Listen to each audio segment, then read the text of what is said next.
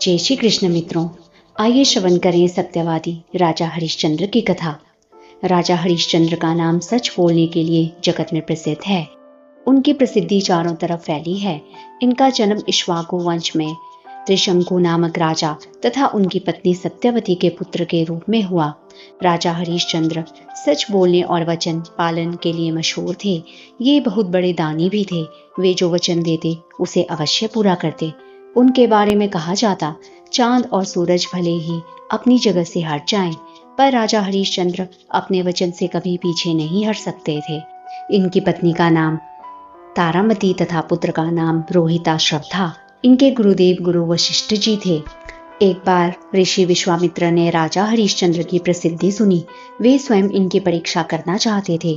क्या हरिश्चंद्र हर कठिनाई झेल कर भी वचन का पालन करेंगे? लेकिन डर वशिष्ठ जी का था। वशिष्ठ जी ने कह दिया, आपको यदि मेरे शिष्य और राजा पर शक है तो आप खुशी खुशी परीक्षा ले सकते हैं और मैं भी बीच में नहीं आऊंगा। लेकिन यदि आप हार गए तो आपको अपना सारा तपस्या का फल राजा को देना होगा। ये सभी बातें इंद्र के स्वर्ग में हो रही थी। इंद्राणी देवता सभी वहां पर मौजूद थे। नारद जी भी वहां थे। अंत में फैसला हुआ कि विश्वामित्र जी हरिश्चंद्र राजा की परीक्षा लेंगे। राजा हरिश्चंद्र को स्वप्न आया कि एक सुंदर स्त्री उनके दरबार में नृत्य और गायन करने के लिए आई है। उसने सुंदर गायन और नृत्य किया। राजा ने उसे उपहार देना चाहा, लेकिन उसने मना कर दिया और कहा, यदि आपको कुछ देना है तो मुझे अपनी पत्नी रूप में स्वीकार कीजिए।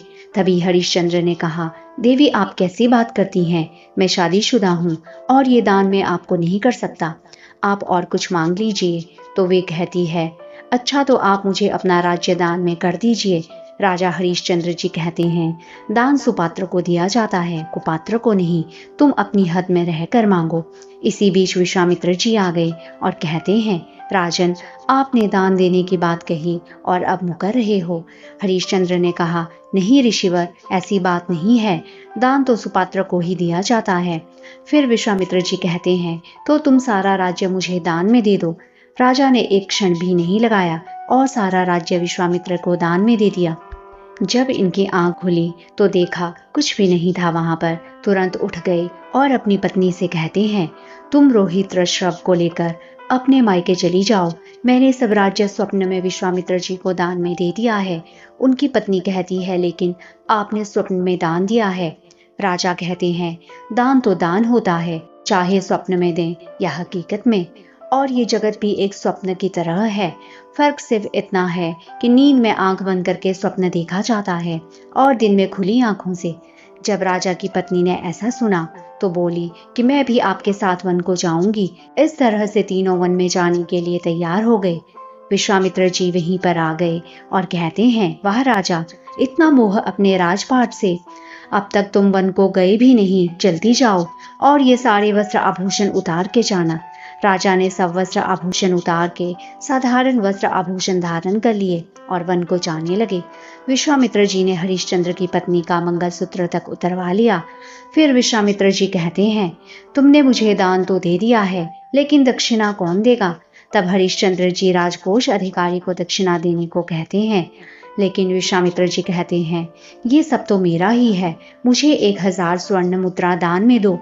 हरिश्चंद्र जी कहते हैं, मुझे 1 महीने का समय दीजिए, आपको मैं दान भी दे दूंगा। इस पर विश्वामित्र जी ने कहा, यदि 1 दिन से ऊपर हो गया तो तुम झूठे राजा कहलाओगे। उसके बाद तीनों वन को निकल गए। एक एक पैसे के मोहताज हो गए। जो राजा हजारों स्वर्ण मुद्राएं दान में दे देते हैं, वो आज एक एक मुद्रा एकत्र करते हुए घूम रहे हैं। समय पर रोटी तक नहीं मिल रही, फिर भी जैसे तैसे पैसे जुटाने में लगे हैं।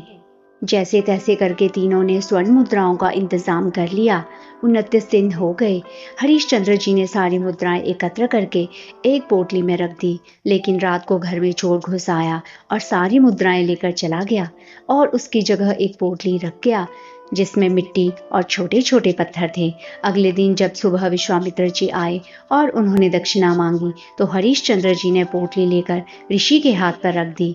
लेकिन देखते हैं कि उसमें तो मुद्राएं हैं ही नहीं, केवल पत्थर और मिट्टी है। विश्वामित्र जी को क्रोध आ गया और कहते हैं, वह राजा, यदि दक्षिणा देकर अपमान करना था मेरा तो पहले ही बता देते। हरिश्चंद्र जी कहते हैं, मुनिवर हमें क्षमा कीजिए, मैंने एक एक पाई एकत्र की थी, लेकिन पता नहीं ये क्या हो गया। तब हरिश्चंद्र जी अपने पुत्र और पत्नी के साथ कहते हैं, यदि हम आज संध्या तक आपको दक्षिणा के पैसे नहीं चुका पाए तो जगत से मेरा नाम मिट जाएगा। और यह कहकर काशी के बाजार में बिकने के लिए चल दिए। काशी के बाजार में बोली लगाई गई। सबसे पहले हरिश्चंद्र की पत्नी बिकी है 500 मुद्राओं में, फिर हरिश्चंद्र का बेटा बिका है 200 मुद्राओं में। जब 1000 मुद्राएं नहीं हुई तो हरिश्चंद्र ने खुद को भी बेच डाला और इस तरह से 1000 मुद्राएं एकत्र करके विश्वामित्र जी को दक्षिणा देकर अपना वचन निभाया। हरिश्चंद्र की पत्नी और उनका बच्चा एक सेठ के यहाँ नौकर रख लिए गए थे। दिन रात वो उनसे काम करवाते थे, खाना भी समय पर नहीं देते थे और मार पिटाई अलग से करते थे, लेकिन उनके खिलाफ एक शब्द भी नहीं बोलते थे क्योंकि बिक चुके थे। इसी तरह से हरिश्चंद्र जी को एक चांडाल के यहाँ काम करना पड़ा। राजा होकर भी हरिश्चंद्र ने एक डोम के यहाँ काम करना स्वीकार किया। वह उसकी हर तरह से सेवा करते, छोटे से छोटे काम करने में भी न हिचकते। हरिश्चंद्र का कार्य शवों के वस्त्र आदि एकत्र करना था। उन्हें शमशान भूमि में ही रहना पड़ता था। शमशान घाट की रखवाली करते थे और बिना शुल्क दिए शव को जलाने नहीं देते थे। ये इनके मालिक का हुक्म था। एक बार हरिश्चंद्र का लड़का सेठानी की आज्ञा से फूल तोड़ने के लिए गया। वहां पर एक सांप ने उसे डस लिया। हरिश्चंद्र का लड़का मर गया। माँ को जब पता चला तो खूब रोई और रोती रोती अपने बेटे का शव शमशान घाट में लाई। शव शमशान घाट में रख दिया। तब हरिश्चंद्र जी वहां आए और कहते हैं, देवी आप कौन हैं और इस बच्चे का अंतिम संस्कार करना चाहते हैं तो कुछ शुल्क दीजिए। उनकी पत्नी कहती हैं, ये मेरा इकलौता बेटा है और सांप ने उसे काट लिया है, लेकिन मेरे पास देने के लिए कुछ भी नहीं है। हरिश्चंद्र जी को पता चला कि ये मेरी पत्नी है और आज मेरा ही बेटा मर गया है, लेकिन हरिश्चंद्र जी कहते हैं, देवी बिना शुल्क लिए मैं आपके बेटे को अग्नि नहीं देने दूंगा। तब हरिश्चंद्र की पत्नी अपनी साड़ी फाड़कर शुल्क के रूप में देती है। उसी समय काशी नरेश अपने सैनिकों के साथ वहां पर आ जाता है और कहता है कि इस स्त्री को पकड़ लो, ये ही बच्चों की हत्या करती है। इतना कहकर हरिश्चंद्र की पत्नी को मृत्यु दंड दे दिया जाता है। हरिश्चंद्र को बुलाते हैं और कहते हैं, इस स्त्री की हत्या कर दो क्योंकि ये निर्दोष बालकों को मारती है। हरिश्चंद्र जी इसे विधि का विधान समझ लेते हैं और अपनी पत्नी की हत्या करने लगते हैं।